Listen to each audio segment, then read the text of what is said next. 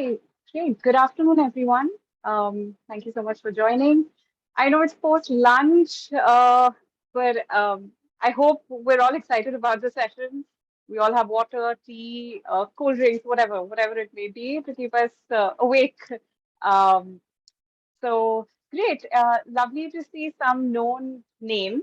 I'd love to see known faces as well. So welcome to those of you joining us for the first time. Uh, my name is Devina Nigam. I am a consultant at Atma. Atma, we're an organization. We're an accelerator for education. We're an organization that supports education NGOs to become stronger by building capacity and creating systems and processes that support organizations and solve for any issues that they might be facing with respect to organizational development.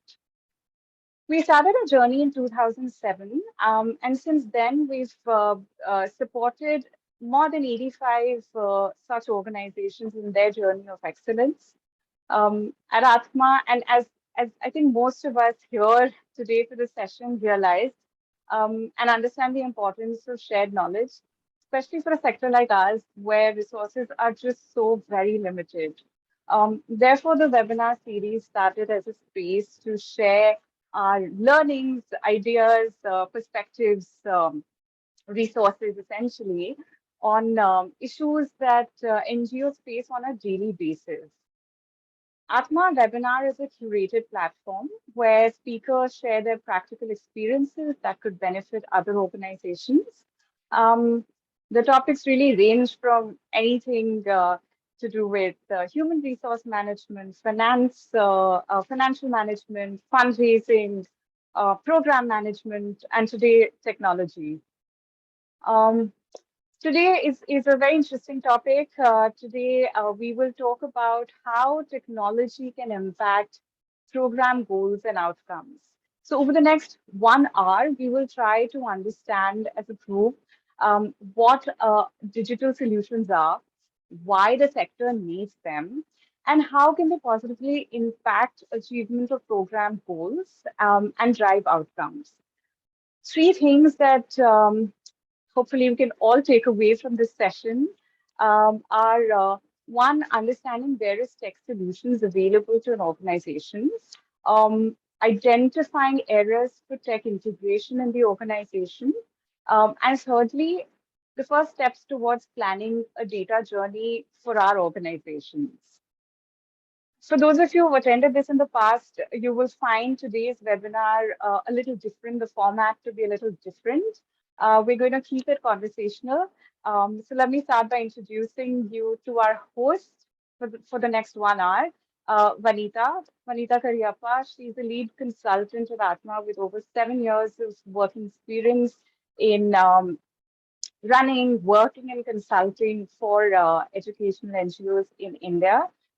She has a degree in psychology and a post-graduation in development management from SP Jain Institute of Management and Research. She loves to travel and highly values new ideas, innovations, and believes that entrepreneurs are the real change makers. Welcome, Vanita. Um, Let me introduce you to our speaker as well. Our speaker today is Santosh Ibrahim. Santosh is the co-founder of Datagram and founder of Atrios Consulting. He's been associated with the development sector for over 6 years now. Prior to this, interestingly, he was a part of the corporate banking teams at HSBC and Citibank. He too loves traveling. He loves to explore the country by road and can never say no to a good game of badminton. Welcome, both of you. So excited to have both of you here. Really looking forward to this conversation. Before I hand it over to you all, I just wanted to call out a couple of norms. One, request all attendees to kindly stay muted throughout the webinar. Um, we do have a we do have a Q&A session towards the end of the 1 hour. So please feel free to note down your questions either in the chat box or paper. So when we open up the session for Q&A, please feel free to ask your questions. And lastly, um, most importantly, after the session, we will email all of you the video recording of the session. So please feel free to refer to it anytime, share it with anybody you think might benefit from it. With that, over to you, Vanita and Santosh. You, Divina. Thank you so much, Ravina, for the introduction, and lovely to have you, Santosh, back in this spot. Just like a couple of weeks ago, we were having a conversation around the same topic, and Santosh actually did this similar session for Atma team members as well. And we actually had a lot of learnings and insights, and we thought we should bring it to our webinar participants as well. And thank you so much, Santosh, for doing this for us. So I will not waste a lot of time. I'll quickly jump into to bring the whole audience together on the same page. Please help us and demystify this terminology of what is a digital solution. What does this mean? Sure. But before that, thank you, Atma, for this platform, and thank you, Devina, for really elevating the standard of the presentation. It's really, really nice and warm welcome. So digital solution, the term itself, anything that you can solve, right? There's a problem you're trying to solve it with technology. Earlier, maybe you guys would be doing something similar, but in a format where you have people face to face. But now you're able to reach out many more people by doing it virtually. That's the solution that has come about. Okay, if you were to use Uber instead of having to wait for a taxi, or not get a taxi, that's the solution. If you want to get your food delivered using Swiggy, Instamart, whatever, that's the solution. So it's not that complex. So you just need to, if you have a problem, you have a problem that needs a solution. If you can use technology, solve it, that's a digital solution. Yeah. Great. Thank you so much for simplifying that whole thing by giving examples. So coming to organizations and how we work, what are some areas of integration that we can do with technology? If you can shed some light on that and talk about some broad areas where technology can be integrated into an organization. Okay. So when you say integration, it can be viewed in two ways. Okay. One is that I have different functions. I am trying to integrate all of them, and that needs a much bigger digital strategy that may or may not be relevant to many organizations, to be very honest, right? Because if you are of a certain scale, you need not have a very integrated approach from a larger tech strategy perspective. You may need the other way of looking at integration is, hey, I am going to get technology embedded into what I'm doing right now, trying to solve a repeated task, try to simplify that. So I will like to focus on the second part, which is the term integration. Now, which are the different broadly you can classify any organization, largely the organization that is here.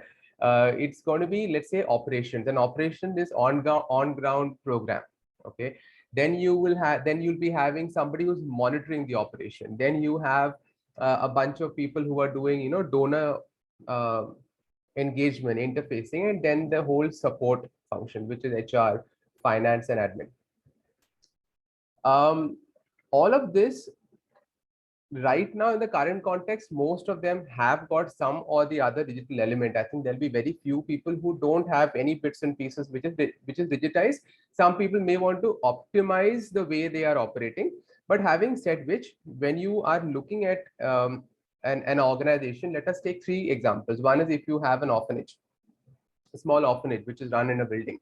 Second is if you were to look at if you're running a school, if you're running multiple schools, you're connecting 30 schools, you're trying to work with BMC, optimizing the way the whole, the curriculum is. Maybe you're focusing on English, maybe you're focusing on math or any particular subject, or holistically. So you need to engage with them. And third case, where you are actually preparing meals for somebody and then you're delivering the meals, right? You are maybe it's for the old age people, maybe it's for the people who are stuck in hospitals. It could be various things. So there are three different examples that I want to throw here. Now, for an orphanage, what you will see is that, what do they need technology for? They would probably need to keep a digital record of which are the kids that have been bought in, which are the kids that are getting adopted, right? At a very, very, very, very high level, right? They may not need to have a very advanced HR tech or finance tech. They will need to maintain the income and expenses that could be in an Excel sheet. So it's not very complex, simple, but the core program is addressed. If you look at a meal program, wherein again it is spread across multiple locations, and whenever you want to optimize something like a meal program, you will need to centralize procurement. You should try to centralize delivery. That is where you are able to optimize the whole thing, right? Now, in such a situation, you would need to go much deeper. You can't look at things in isolation. You will have to say, okay, how am I getting my procurement? I need to minimize wastage. I need to ensure the inventory is in check. I need to ensure that the delivery is in check. There are so many moving parts. So there the variables are much higher, and there the integration needed is much higher for the various departments. The third thing could be school. In school, the most the basic would be to actually get some devices where you're able to impart the education. Maybe a projector, maybe firstly technology you'll use to ensure that the school is running properly. Then you will move into maybe attendance, and then where the school is working as per your standards. So again, to sum it up, integration as a term means getting everything together, but you can also look at things in isolation depending on your size, your needs, and scale. Actually, I hope I've been able to answer that point. No, definitely. And thanks for giving those examples as well. I just want to deep dive that into a little bit to what you said, as I'm understanding that technology can be integrated into any organization in any operational area, in HR, in finance, in programs, etc. Right. And also, like in today's topic, we are talking about how can technology actually help us meet impact, right? Right. So what are these areas where technology can be integrated to either know more about the impact or create more impact? Can you help us understand that a little bit more? So if you so all the three examples that I gave you, what you saw, what you would have observed is that all the three examples, the core program that is there, that is being measured by tech. Okay, you can't somehow oversee that. If it is food, you need to see as to whether that is getting delivered on time, whether quality is maintained. If it's a school, if you have a certain metrics, you need to ensure that that data is fed in back to you. If it is an orphanage and you want to have a check of the quality of adoption, and then you may have some sort of a follow-up mechanism to ensure that there are people and the kids are happy and they're also healthy through the entire journey. So program, essentially you need to have a very strong monitoring mechanism, because necessarily the founders are not people on the field, correct? The people on the field need to feed in the information, and that information has to be in a very, very structured manner. If it is not in a structured manner, then after a point things will happen on the ground. Okay, you will see things move, which is what I've observed in many organizations. Things optically the day goes on, right? The day starts, people log in, people log out. There are things, but at a certain scale things do start falling apart, and you don't even realize. So before monitoring impact, I think there is something which is like, first is your red flag management, right? And what are the red flags? Are you getting that update immediately from the field? If you're getting the update from the field, who is the person who's in charge to ensure that all the red flags are resolved? Who is the person in charge to ensure that the red flags are not repeated by nature? If it is repeated, then what can you do to really correct it? And then once you are getting your basics, because you have you have got various small goals that you are setting for yourself to ensure that you get achieving the larger outcome. The larger outcome will happen, but you need to ensure that all these goalposts that you have kind of put are, somebody is checking, correcting, and once everything is aligned, automatically what you want to achieve will get achieved. You don't need to really gun for the impacts. It's exactly like many people would say that don't go after success, just try to elevate your knowledge, right? Because that will by default give you success. It is nothing different here. So you need to break it down, saying, okay, these are my goals. These are what I want to monitor, and this is working fine. If it is not working fine, this is what I need to correct. And then automatically you will see that the goal is achieved. Correct. So, so yeah, hence your entire program and the M&E part, the monitoring and ensuring that the goalpost, somebody is guarding it, that the data is coming to you in a structured manner is of paramount importance.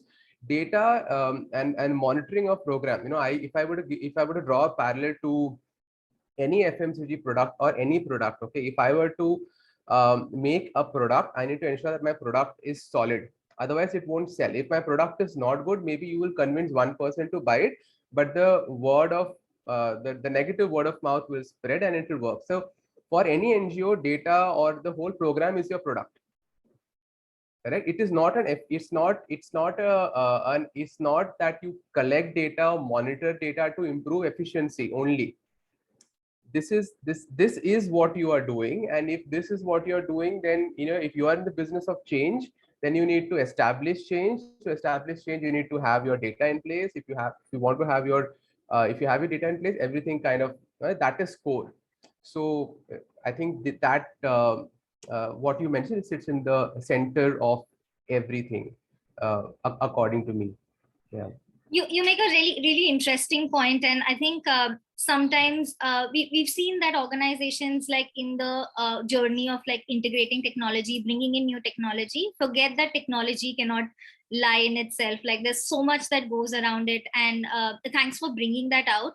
I'm sure we will actually go into like a case and like try to understand this a little bit more at the later part of this conversation as well. So thanks a lot, Santosh, for sharing those thoughts. I'll divert a little bit and ask you this very generic question, which may seem like a question that may come to you very often. But just to get a better sense of this, why do you think that the sector right now requires digital solutions, or why is it the need of the hour? Like, help us understand this a little bit. Yeah.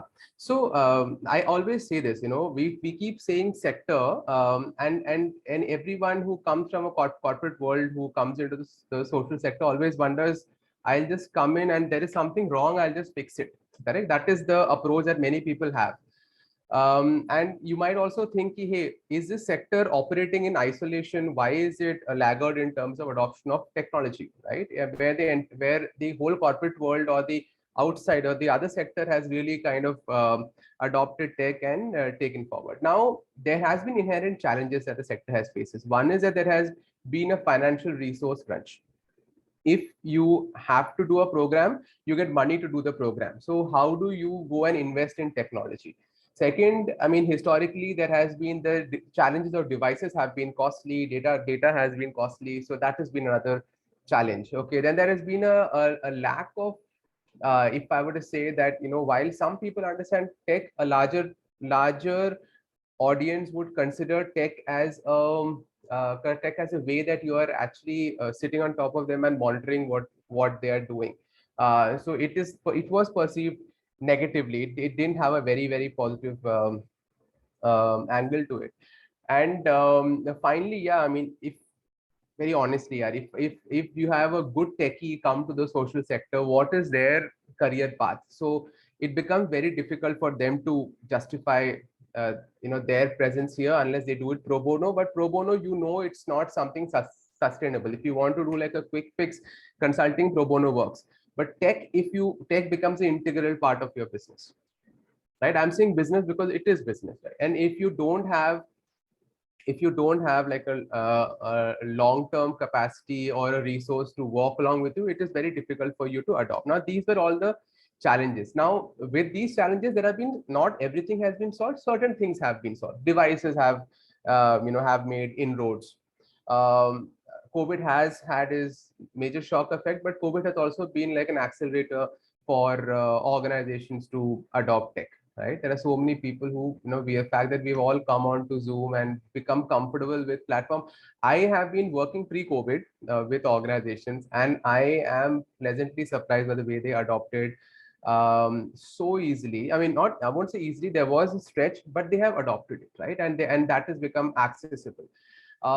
Coming to the finance part, some funders have warmed up to the fact that, okay, now I think we need to finance some element of tech to ensure that these operate. So there have been some easing, and who does not drift towards convenience, right? We all want convenience. Now, if you have a little bit of funding, if you have something, you will start. So that is, I think these are the drivers for shift in the social sector.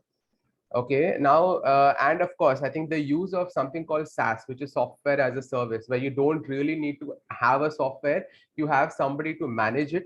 Because again, coming back to my first point on digital solutions, right? It is the problem was that people were having to make software, host it, manage the data, manage the uptime.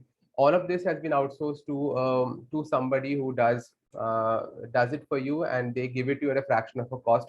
Works. So all of this, I believe, has had a significant impact to the adoption in the social sector, and things have been moving. In fact, if I were to it's I'll just give an example of one of the organizations. They reached out to us. Okay.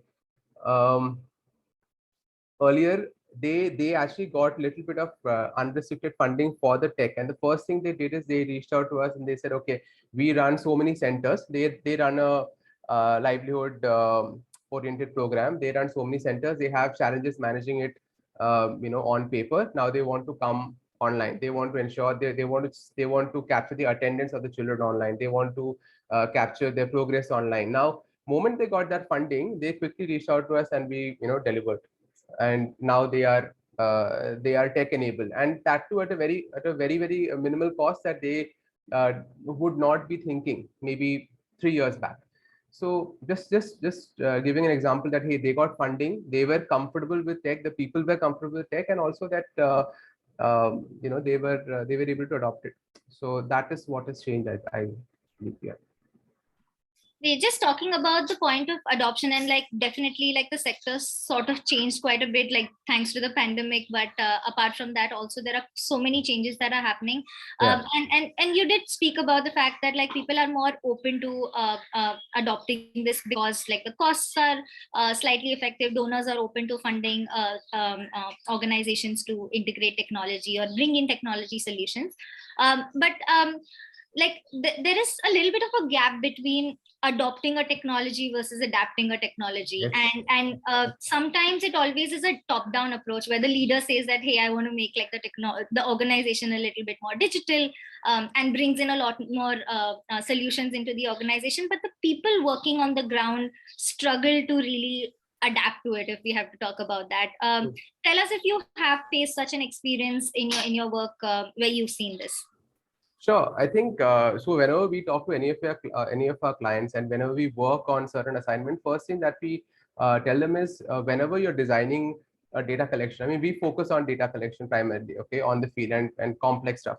So we tell them that when don't be too hungry for data. Okay. You've heard this. You heard me say this before, but this is my favorite. Okay, when you say that you whatever you want to do, it could be anything. It could be adoption of technology. It could be the data. You split it up into three parts. Okay, you get down to the must have, you get down to the should have, and you get down to the good to have. Okay, so anything that you want, you get down to the questions also, you split it, and then you say, okay, must have, I must have in my questionnaire. Okay, must have, I must have in my as a technology thing. Should have is something that I should have, but let me see if I need to adopt it. I really think hard at that block, and then only take things that is like where you consider it to have a long-term impact. Good to have, just park it. So many times we go and take tech, adopt tech solutions which are good to have, which the on-ground team may feel lost. They might not see the value in it. They might be because anyone, for them, it has to make their life simple. Nobody adopts tech just because they have to adopt tech. If you don't make their life simple, it means nothing to them, right? Same way, if you want to do a baseline or you want to do a recurring survey, you need to ensure that you are giving them only a set of questions that they need to collect. Don't give them everything that they need. So I think one is when you jump into the hunger for data. That is the first thing that I've seen as to be which is a big challenge. Maybe the second thing which I would put there is um, that on ground there is a huge gap between in the capacity. Okay, because I say that in the, if I were to really take an organization, even I would not consider Pareto, even less than Pareto. It's like, I would say there'll be 10% critical thinkers and 90% people are executionists. Because, and that is where most founders, most leaders, they really struggle, because of course you have you are resource starved, you don't have the best of resources, so you get execution people, but you don't get the people who are able to think critically. So when you're not able to get, and you're not able to hone that that ability in them, so what happens effectively is that you start hitting roadblocks, because you are the person who's made the thought, you are the one putting that thought, and then you want to implement it, and then once you implement it, people start saying, okay, this is the problem, this is a problem. So it hits a major roadblock in implementation itself. That is the second thing. And the third thing I would say is, I think people take a lot of happiness in implementing tech, but the struggle is to ensure that you're monitoring it carefully, you're holding that is the tough part of ensuring that your program is strong. Implementing tech is just one part of the story. You can feel happy that you implemented tech, but that is not going to help you if you're not able to really okay, identify what is it that I want to monitor, and then monitor that closely. Again, coming back to the earlier conversation, set the goal, various goals, see whether I am achieving those goals, what are the red flags that I need to address, what are the repeated errors that are coming, fix, and then you're able to do. I think this is one part where many organizations actually struggle, and hence you have these challenges for on-ground implementation. I'm probably, I would love to hear from the people on the ground whether that is something that they also face, but this is something which I have observed. Yeah. Yes. Yeah. All the participants, please put down your thoughts in the chat box as well. Like, we would love to hear what are you all thinking, and do you resonate with what's happening in the sector as well. Just moving on, Santosh, just trying to understand this a little bit more on where should a leader of an organization or any organization starts their journey of like building a digital organization, or building tech solutions for the organization. Can you help us break this down a little bit? So something which I've already covered in bits and pieces. One is, see what kind of organization you are. Okay, are you organization like an orphanage, where you are like, just a building and you're doing good work in a small area and you're okay with that? Are you gunning for scale? Are you, depending on which kind of domain that you are, it will be useful to first understand what is the must have, what is the should have, what is the good to have.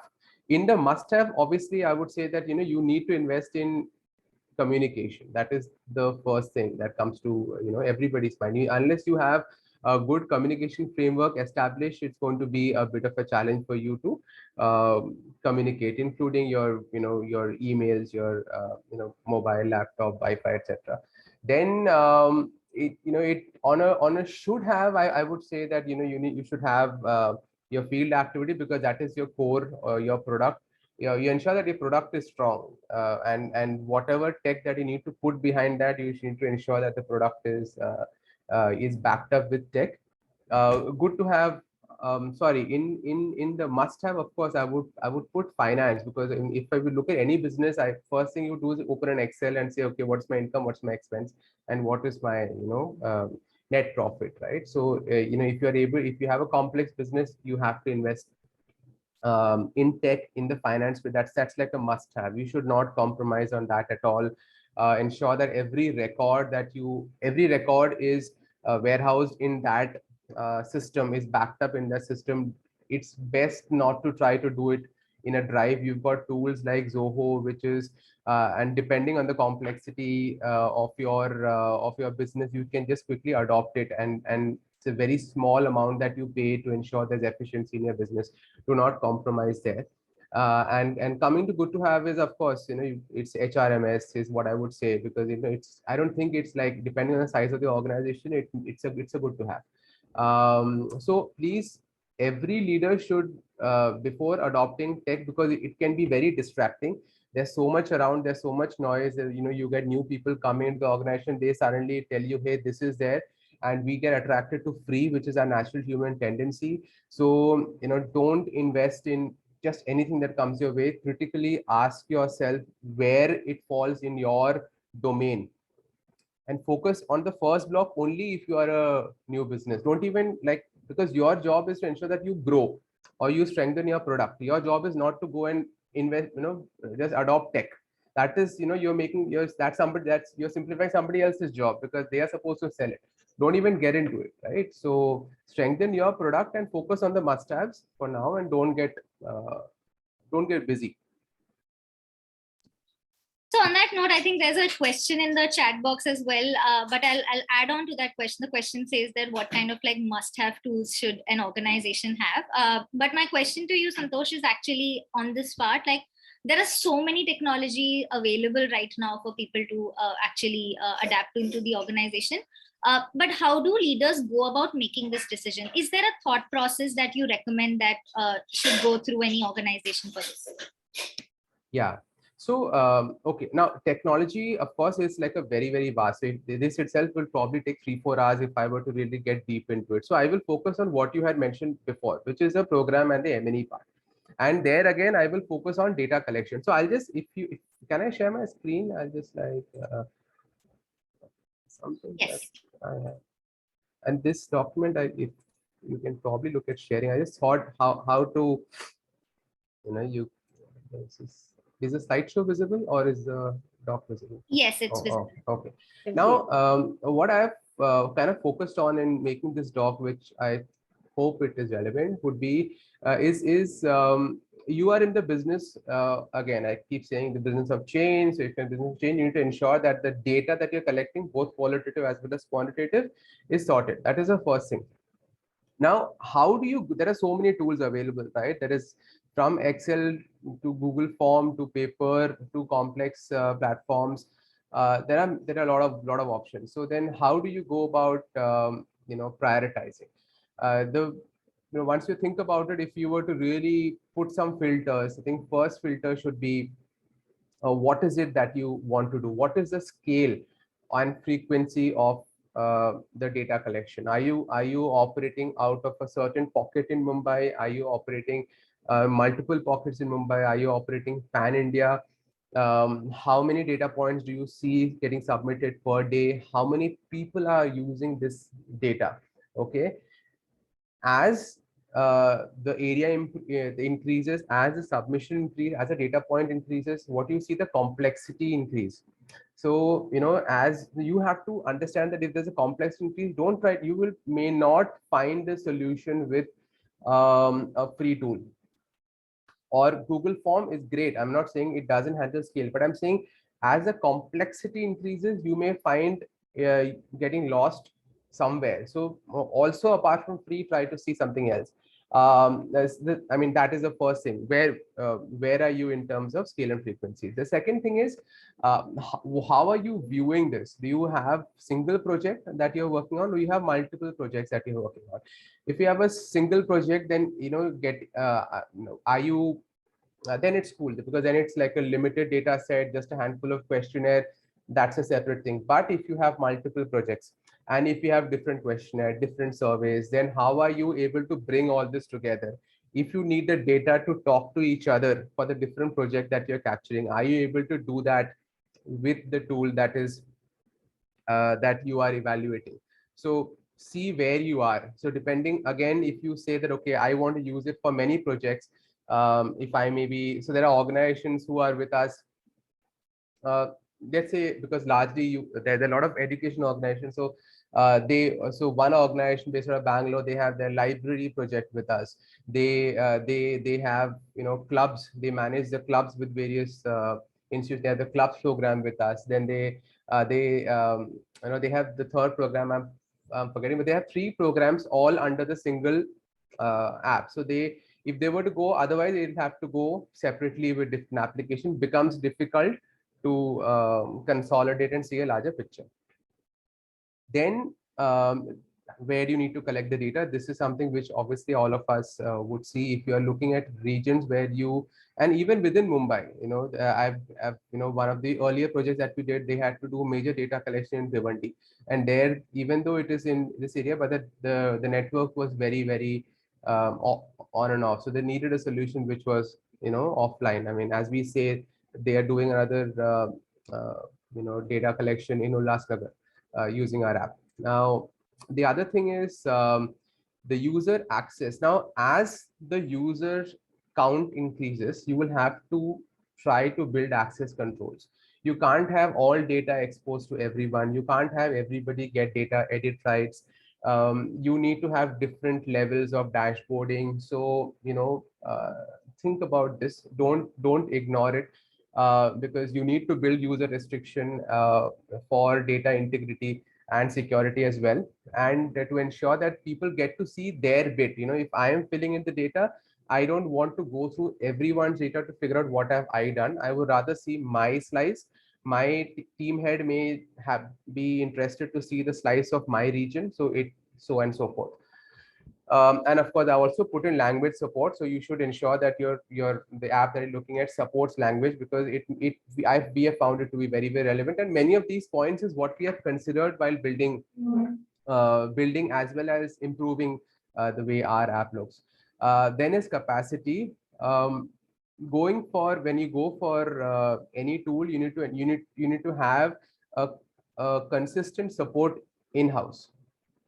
You cannot rely on somebody who may come, may not come, or somebody who is a volunteer who may just do this for a month, depending on the kind of duration. Please see what kind of capacity is required for you to implement this tool. Does the platform require you to have a custom engineer at your end? So that is something that you need to see, whether you're evaluating your internal capacity, because that is somewhere which becomes a problem, because you end up spending a lot of time trying to get things up and running. Of course, dashboards is other, because whatever you collect, you should be able to see it real time. You should be able to export the data, because you may want to take it to a different tool. You may want to establish relationships between different data sets. If you need any of these, you need to also evaluate that upfront. And finally, if you don't have the capacity in-house, is the team who's offering you the solution able to help you with these things? Is something that you may want to consider as well. Then there is the whole support element, because data collection also comes with data storage. So whether you need to set the server, or is the server provided to you? Does the server have any limit? What is are you going to be storing a lot of images, videos? So understand your requirement, and then see whether all of that is also covered, because once you get into it, then you see the cost escalating significantly. It might become a bit of a challenge from a budgetary perspective. Whether the organization giving you this product is offering you training, whether they have a support channel for you to reach out and solve their problems when you need it. Okay. Finally, not finally, there's a budget element, which is, while I keep saying, if it is a free product, it's great. I mean, if it suits you, awesome, go with it. There's no doubt. I mean, there are platforms which is amazing, but also know that free products, they are free because they just built to solve a certain type of problems. They're not built to solve all complex problems. So you may not get the kind of support. So be open to be, you should know that, because that may become a limiting factor from your scale or your growth perspective from a long term. And of course, I'm not saying that money defines everything. That's why I also put that expensive ones may give you a lot of things which you don't even use. So you need to strike a fine balance. So, please view this carefully.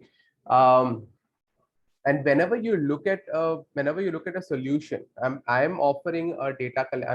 I'm giving this from a lens of a data collection tool, because that is what we are focusing on.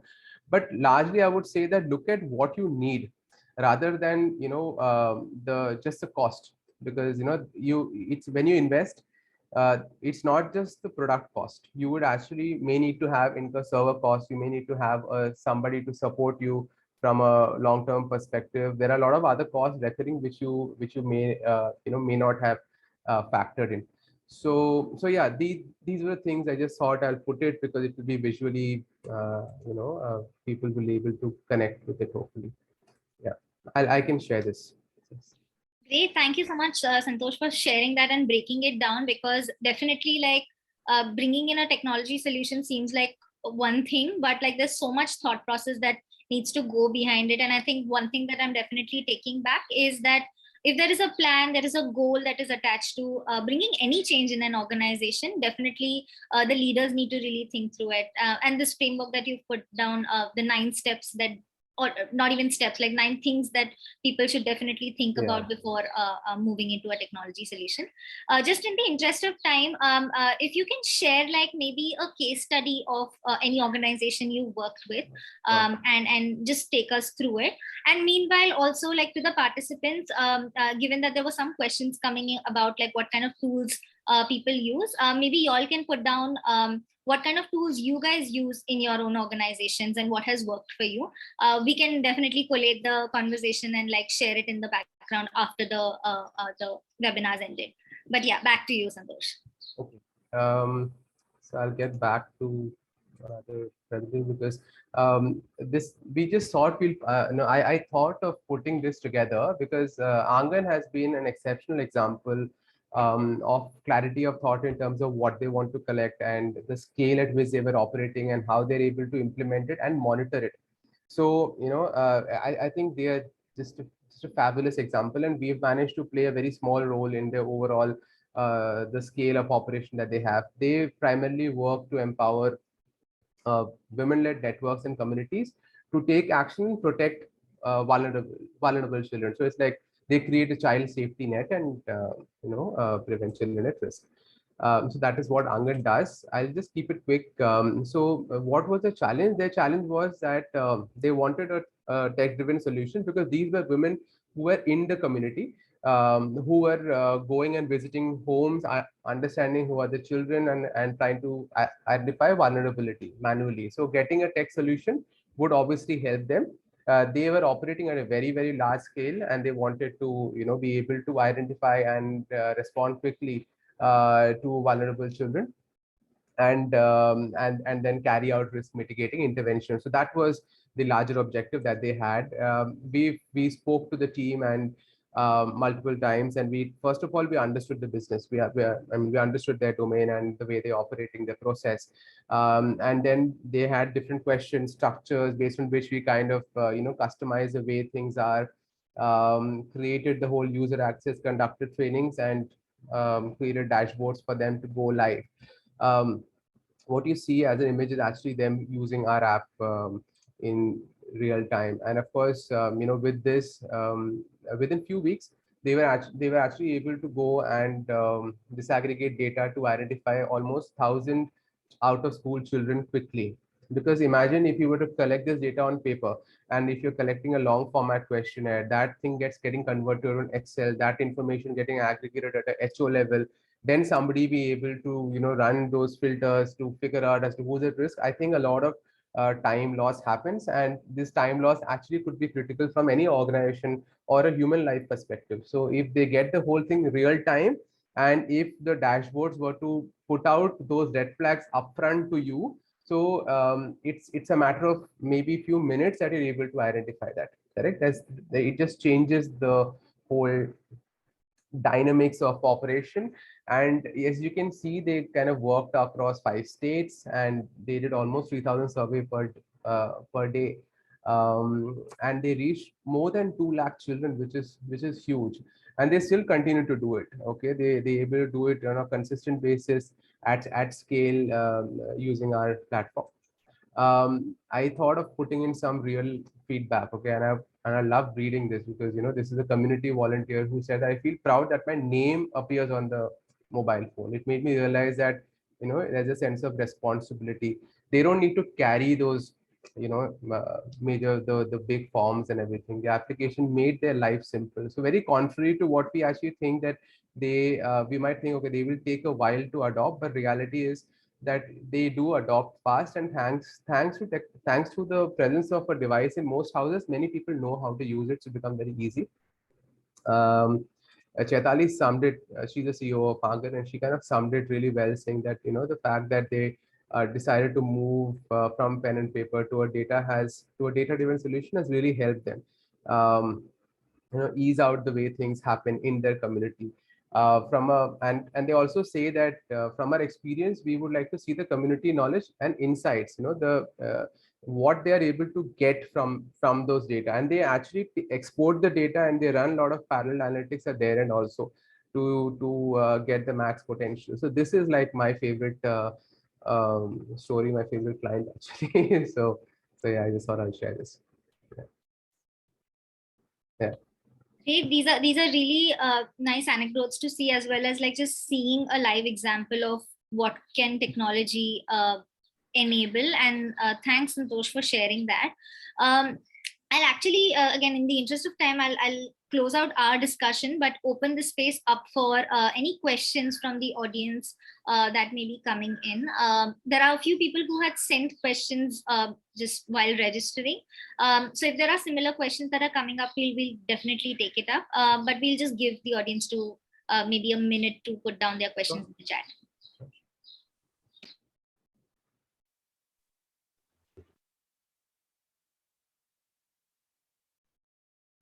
So we have a question from Pratibha. Pratibha, you want to go ahead and ask the question?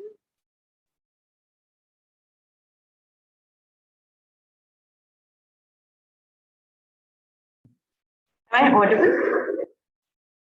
Yes. Yes. Can we spotlight Pratibha? Hi, Santosh. Hi, Vanita. Thank you so much for all the information. I think it's really cool to see that tech is being used so much in the sector, and people are beginning to understand the value. So I'm from an organization called Involve, and we've been trying to integrate tech into the work that we do. We work currently at sort of a medium scale. We work in 2 states across about 150 schools and community centers. What we've been using currently is free tools. So we've been using Google Sheets and Google Data Studio kind of things. Two challenges that we faced. One is the level of complexity, of course, is limited because of the free tool, and there is also we don't currently have like a budget for tech, so we're limited on that front a little bit. But the other major challenge that I want to understand from you is about the usage or the use case of tech. So once we establish a dashboard, let's say, and we divide the dashboard saying who should see what information, at which level should they see that information, and all of those things, kind of we put together something. But then how do we get everyone within the organization to kind of use that on a regular basis, to make that practice, to relevantly sort of find information that's required for them to make decisions, because the idea is to use this entire process for decision making. And so is there, when you create tech solutions for an organization, is there some form of orientation or process design that you also do with them to be able to use the data that is coming out, or use the dashboards that are coming out? It's a very interesting point, but so one question that I have for you is, if I need it, I will go and fetch it. Okay, so is it that I hope you're giving them that data that they really need, because if you're forcing them to look at it and take decisions, it may not work, because from a sustainability perspective, today if somebody's filling in data, what is the first thing that they want to see? Is my data getting entered? Am I seeing that line of entry? Okay, or how many data have I entered, because maybe somebody in your organization may have set them some sort of a target that this is what you have to do. So those are the metrics they want to see, or you need to show something really interesting that they are passionate about. For example, again, if I come back to an organization, let's take Angan for example. they would like to see the community workers using the app would like to see a larger picture of what they are doing is, what is the impact that is happening. Otherwise, nobody wants to see. Everybody either wants to feel good about themselves or they want to see what is really relevant. If you are forcing them to a point that, okay, why aren't you looking at it? That's a behavioral change that can't be established with tech. Correct. So Absolutely. I hope I have answered your question, but I'm sure there is some bits of data that they want to see. Yeah. You have to give them that as top, and maybe something at the base. Alternately, you can look at solutions. I think Data Studio may also allow you to send emails on a periodic basis. I'm Yeah. not sure. Yeah, it does. Use that, because hitting them with that email on their inbox can make their life simple, and getting them to log into something and check it. That's something you can, that's something we follow with our founders. We tell them, okay, they will not always check this thing, so we create a dashboard which gives them like a larger picture, and we just send it out to them on a periodic basis. Makes sense. Makes sense. And just another quick question that I had was around qualitative data. So there is, of course, quantitative data like attendance and everything, which is much easier to track. But anecdotes or evidences or stories which come from field and which is a larger set of data in the sector. Is there a way to use tech to also sort of work through that sort of data set? Can you use tech? Yes, you can use tech to get it right. But the thing is, India has got like complex language issues, right? I'll give you, like, if it's a English to if it's a voice to English voice to text, you can use a lot of platforms, including, like, we use something called Descript, which is also free up to I think 10 hours or so per month.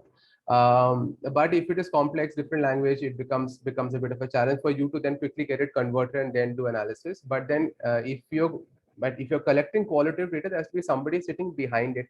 Collecting is not an issue. Right? If it's a video, you can upload to YouTube or put on the drive. If it's a small snippet, you can have a form. So all of that is okay, but then somebody has to sit behind it and then simplify it, and then you break it down to actionables. Otherwise, it will all become something that you talk about. Even once you get it qualitative, some bit of it should also translate to quantitative post facto. Thank you so much. Yeah. Thank you, Pratibha. We have Jay who has another question. Jay, would you like to unmute? Yes, thank you so much, Santosh, and the Atma team for putting together this webinar. I'm Jay from Srimad Rajchandra Educational Trust. We have a campus outreach program where we look after 15 odd schools, and we're trying to improve the quality of education over there. But from an organizational perspective, we were also looking not just at improving their academics, but also their say extracurriculars and their soft skills, or even their value systems. So we were wondering if there was any way of having a track of this on a consistent basis. Are there any best practices around quantifying these type of parameters? Yeah. So what, again, something that I shared before, whatever you want to achieve, it has to be measured at multiple points of success, right? You need to have various goals that you're setting. If you're saying you want to enhance the extracurricular, you may want to say, I want to see 5 outdoor sessions per month, hypothetically. Okay, there could be various such points, and there has to be somewhere you need to measure these points, which is what the other organization do. So you need to basically figure out what are the things that help you understand that this is happening, because that is your program. I can't come and suggest how your program should go. So you would have your core program, and you would have certain deliverables which you think that will help you achieve a larger goal. Those deliverables have to be blocked. You need to kind of stop some. It's like you stop data there. You're like, hang on, let me take a look. Is this okay? If it's okay, then you go forward. Correct. So you need to put those checks. Jay, I hope I have answered your question. Partly. So if I can dig a little more deeper, you spoke about having a few deliverables from the end of the organization. saying that say XYZ number of events need to happen, or say activities need to be performed. That is from the organization perspective. We're trying to understand that after what the organization is doing, has it actually impacted the schools or the students on that level, on the level of actual impact on the students?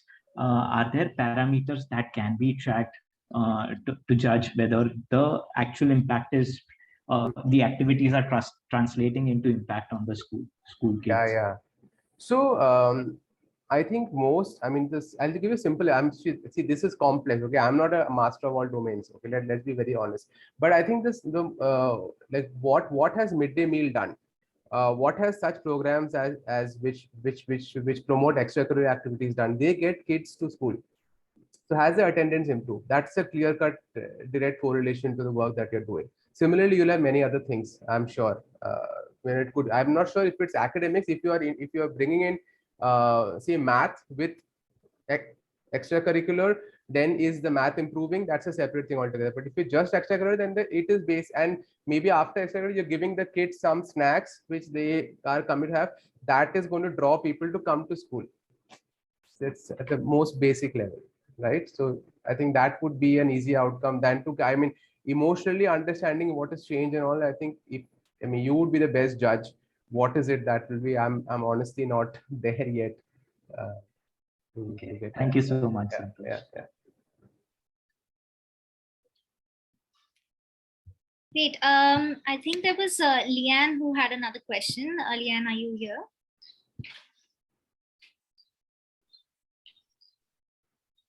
Yeah, hi. So I had a question. So my first question was about the privacy of data and confidentiality of data, and how do we secure it? Because most of the time, like the people on the field will enter data, but they are not the ones, handling the system, the backend system. There are usually there's a tech person handling the system, but most of the data is very confidential in certain cases, certain organizations.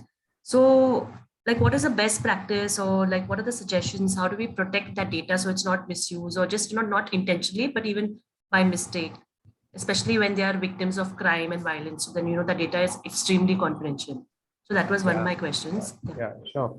So sorry, I missed your name. Yeah, hi, I'm Leanne. Leanne, That was my question. Yeah, Leanne. So I'm saying when we're talking tech, we are moving from paper. I've seen papers in the organizations everywhere. Okay, so I don't know how the whole confidentiality was handled at that point in time. That was one part. Having said which, the next problem that we faced is data getting caught up in silos, some in Excel, some in Google Sheet, data getting scattered. Say Sanjay, who's working on the M&E thing, his laptop becomes a server.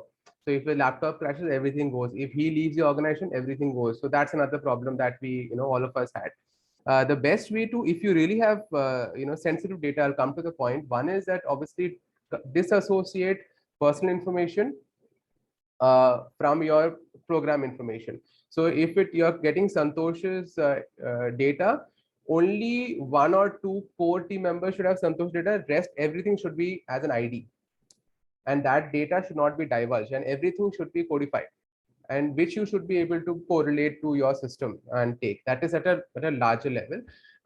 So how we operate obviously is we do, our platform, our app works on, we use Google Cloud, we use Mumbai server. So we don't keep our data in, a London or an Ireland and stuff like that, right? So first is that, and then that system itself has got all the features which we don't need to really master.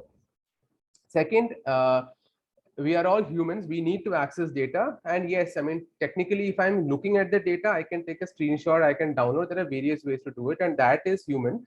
So, but on a legality perspective, every employee that is there in an organization signs something on a non-disclosure agreement, NDA. So if you are dealing with your data, every employee coming to your organization and handling your things, you should have an NDA signed with them, so that if ever you are able to track it back, okay, this is what has happened, then you have a legal recourse in that person. And that also puts in a little bit of fear of God as to how serious you are with your data. And finally, it's about user access. So you have to be very careful as to who you're giving what access. Some people you get macro data access, some people you give micro data access. But it is good to kind of not put everything together in one place and look at it from one chunk of data, split it, and then try to kind of aggregate or join tables when required to get the data point. But then split the personal data is what I would always recommend. And don't collect Aadhaar and all these things. I mean, I don't know why we do it, but don't get into all of that. I don't think it's really relevant in most cases. Great, I hope. Thank you so much. Thank you so much. Yeah. We're at the end of time. So thanks a lot, Santosh, for answering all our questions so patiently. And I'm sure like there are definitely more questions that are still there, which are open and are there for us to answer. Like we were happy to sort of take these up in the background, and Santosh will be has actually offered us to take these questions and come back to you. So we'll try our best to do that. So if there are any unanswered questions, please put it in the feedback form and we'll get back to you. Hope this session has been useful. I'll hand it back to Devina to close the session for us. Thank you. Thank you so much for the session. Santosh, there are questions just coming in. So clearly it's been so useful, informative, but I just wanted to remind everybody on the call that please share your feedback with us. It really helps us understand what we're doing well, what could be better, and specifically for the session, if there are any questions. Also, you'll find Santosh's email ID when you fill the feedback form. So please reach out to him should you have any questions, you want to understand anything about datagram as well. Yes, on that note, yes, Vijay, we will send the recording. We will share it with everybody. Thank you so much, both Santosh and Vanita and everybody else, everyone who's been able to join us today. Yes, Santosh, did you want to say something? No, I said thank you. It was fun. Thank you, Vanita, and thank you, everyone. This was great. Happy to take questions. You can connect with me on LinkedIn or email, which is a free giveaway apparently by Devina. Yeah. Okay. Yes, Take care. definitely. Thank you, everyone. Great. See you then. Bye. Thank you. And also for people who are asking where are the webinar